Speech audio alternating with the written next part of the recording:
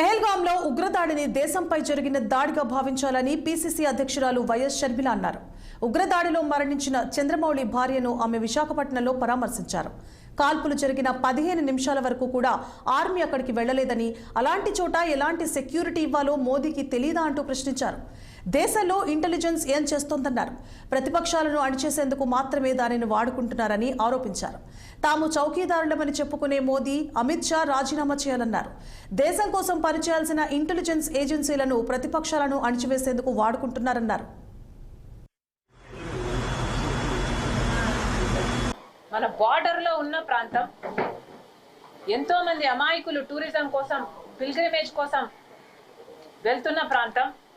మరి అలాంటి ప్రాంతంలో సెక్యూరిటీ ఎలా ఉండాలి? కానీ సెక్యూరిటీ ఎలా ఉంది? దీన్ని సెక్యూరిటీ బ్రీచ్ అనక మరి ఏమనాలి? సెక్యూరిటీ ల్యాప్స్ అనక దీన్ని ఏమనాలి?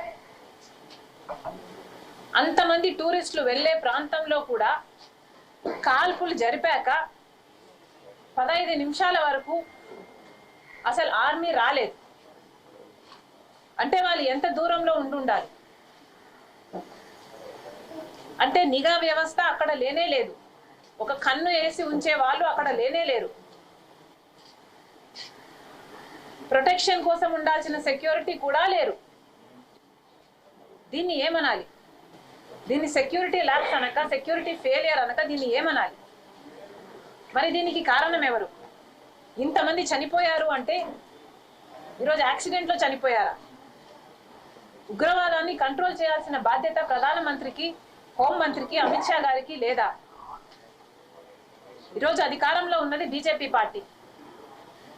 మరి అలాంటి బీజేపీ పార్టీ, మేము చౌకీదారని చెప్పుకుంటున్న బీజేపీ పార్టీ మరి ఈరోజు దేశానికి చేసింది ఏమిటి?